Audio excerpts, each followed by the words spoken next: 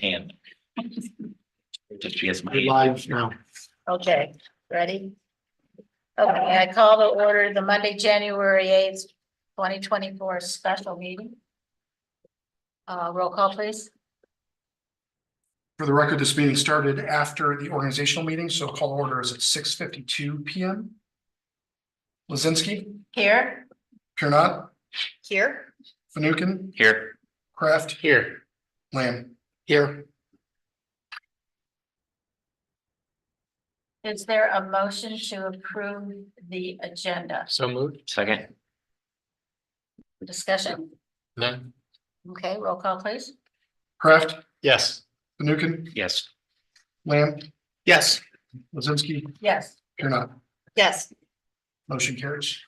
We now have a hearing of the public, which is on agenda items.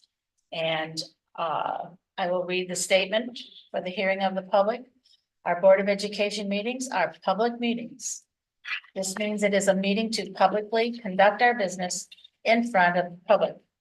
There are times when the public may address the board during the periods of the meeting designated for public participation. We, the Board of Education, do not engage in a public debate and especially do not have a public discussion about individual student situations in this setting. Each person addressing the board shall give their name and address. If several people wish to speak, each person is allotted 3 minutes until the total time allotted is used. During that period, no person may speak twice until all who desire to speak have had the opportunity to do so. Recognized speakers cannot transfer or delegate their speaking times to others. If a person wants to speak for longer than 3 minutes, at the end of the 3-minute period, the speaker needs to stop. If additional people wish to speak, they will be given the opportunity to speak. If no one else would like to speak, the original speaker may continue for an additional 3-minute period. The period of public participation may be extended by a vote of the majority of the board present and voting. Is there anybody who wishes to speak before the board? No one. Okay. We will move on then to the tax budget meeting. Yeah, so thank you, Madam President. This is an opportunity for people to come to the Board of Education regarding the tax budget. We posted the tax budget in board docs on the agenda. It is visible for people to look at. And I will go over it in a moment, but if there's anyone here who would like to speak about the tax budget, you're welcome to go to the podium now and speak to us. No takers. Seeing none, would you like me to move into my recommendation? Yes, please. Thank you. I have 2 recommendations before the board tonight, and I'll briefly go through each one of them. The first one is we are required on an annual basis to approve a tax budget. So I'm asking the Board of Education to approve the tax budget for our fiscal year 2025. So we're always go ahead on this. Remember, our fiscal year 2025 would start July 1st, 2024, so in about 6 months from now, and then end on June 30th, 2025. Our tax budget is really broken up into about 4 pages and talks about some of the information, and I'm just going to touch on them real quick. If you have questions, please let me know. I'm happy to answer what I can. But the first page just kind of goes through our information and my attesting to the accuracy of it.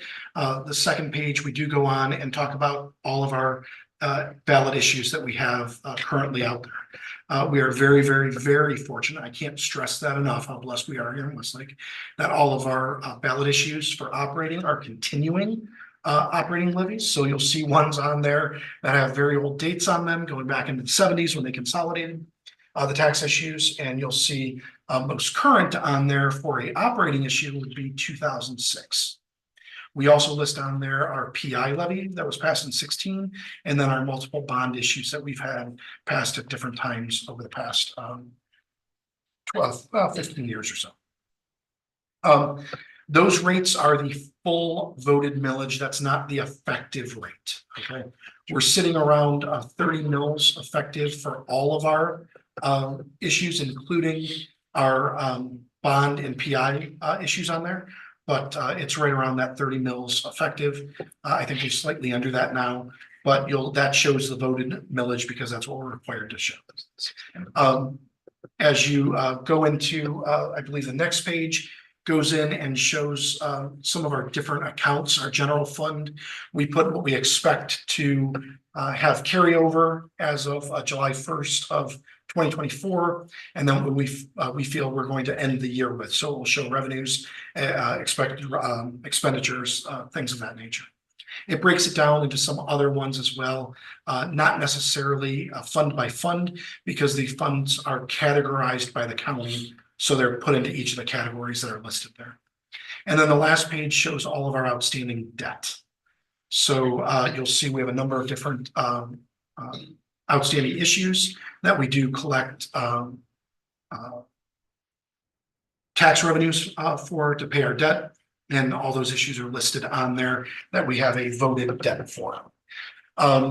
Again, very, very high level overview of it. If the board would choose not to pass the tax levy, no, I'm sorry, the tax budget, we would not have the authority to collect taxes this year. Oh, So if you have any questions or concerns, I strongly ask that you would vocalize them and we work through them instead of voting against it, because the district does need the tax revenue to operate on our annual basis. And it would be, in my opinion, a very devastating decision not to pass the tax budget. and we wouldn't be doing our duty as board members if we didn't pass it. You wouldn't, and there's, again, the reason we do this is this gives an opportunity for people to share their concerns that we don't have a need for collecting taxes. And there's been cases throughout the state of Ohio where that has proved citizens have proven that to be the case in certain situations. But for us, while we have been fortunate with a sizable cushion in our carryover balance, we don't have enough to fund the school district for a year. I mean, that's not, without tax revenue, we just would not be able to fund the school year, the entire school year, and that would be devastating to our students and our community. Okay, so treasurers, and we're gonna do them separate. I would ask that. Yes, okay. Yes. Well, I have a question. well, Are we in discussion? we didn't do the motion yet, and then Oh. we can have discussion.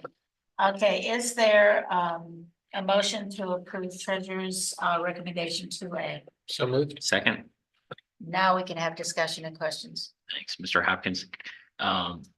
The two items on the last document, our current liabilities for debt.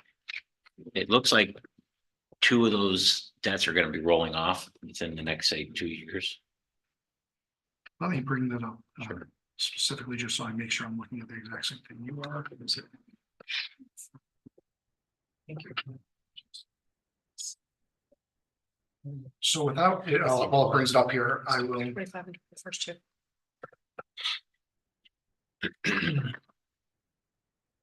You're looking at the ones, the Q Scoobies and the refunding that we have of the private placement ending in 25 and 26. The Q Subies, yes. Q Scoobies, yeah. Yeah. Yep. You say that 10 times. So those two will be rolling off next year and then the year after. Or we'll be meeting our obligations for those, right? Yeah, at the end of 25, so you're about 2 years Okay. out, and the end of 26, which would be 3 years. Okay. Or roughly. Do you have any idea off the cuff what that equates to in the way of millage? Well, so here's the other piece that I want to stress on this is this is not going to give you a good picture of our plan for millage. When we restructured, and you'll see that we restructured in 2021, we are financial advisor, or municipal advisor is the title, worked with us to plan out millage for these issues to kind of keep them the same. And right now we're sitting around 3.6 mils, okay? But keep them the same for really the next 30 years or so. So what happens is, while these fall off, the payments that you're going to see on the other issues will rise up. Okay. Okay, so it's structured so that instead of having a front-loaded debt on these newer issues, they're actually backloaded a little bit so that we can pay off some of the older issues and keep millage relatively constant. Okay. So in this case, you're not seeing ones where, because the way we structured it, you're not gonna see a sizable decrease. What would be considered? I mean, there will be a decrease. If there is, I could go look at, you're talking about a point mil, Oh, not, when you're at 3.6 mils, we're not looking at dropping a mill or two. You know, it would be, more so in that, 0.1 or 2. it is the way we spread it out. Yeah. Okay, thank you. And that's a great thing to bring up. A lot of times people will think of bond issues as kind of like your mortgage. And your mortgage, you pay the same amount, every month for 30 years and it's paid off. That's not how debt, well, that's not how a lot of commercial debt, but that's certainly not how school debt and public debt is structured all the time. In fact, it's more commonly structured in the way that we have it, where your payments are often a little bit lower up front, and then they'll rise over time. Because as millage goes down, or you keep the millage the same because your property values go up, it helps level your millage instead of seeing ups and downs. And we've repackaged those before as well, Most recently in 2021. right? Yeah. So, Yeah, we did a refunding in 2021. Any other questions or discussion? No? Okay, roll call. Kraft? Yes. Fanukin? yes, Lamb? Yes. Lizinski? Yes? Here not. Yes. Motion carries. Okay, our second treasurer's recommendation is 2B, which is a resolution to update the state minimum wage. Is there a motion to approve? So moved. second, Discussion. What's it? So, again, this is one of those that, the board always has the authority to say no. But you would put me in a very difficult position if you did. We only pay a handful of employees at minimum wage, our student workers. None of our, other workers are, near minimum wage. We do have some substitutes, classified substitutes that we're gonna have to talk about because we're getting very close. But this is raising from the 10.10 an hour to 10.45. Obviously, as minimum wage under state of Ohio law, we have to pay the 10.45 an hour. And again, this would affect our student workers. But we do ask for formal approval from them. Sure. Okay. Any questions or discussion? Really? No? Okay, roll call, please. Fanukin? yes, Here not. Yes. Kraft? Yes. Lamb? Yes. Lizinski? Yes. Motion carries. Okay, next on our agenda are board items. Don't have any. Nope. Okay, moving along, board comments. I would just like to say again, welcome to Brad Lamb. We're excited you're here joining us. Thank you. very good. Thank you Yeah. to our outgoing president and our new president for your leadership. Any other comments? If there's no other comments, we need a motion to adjourn to executive session to discuss the appointment, employment, dismissal, discipline, promotion, demotion, or compensation of an employee or official. Is there a motion to approve? So moved. Second. Roll call, please. Adjourn to executive session at 7:05 PM. Kraft? Yes. Here not. Yes. Fanukin? Yes. Lamb? Yes. Lizinski? Yes, and there will be no action taken. You're in executive session.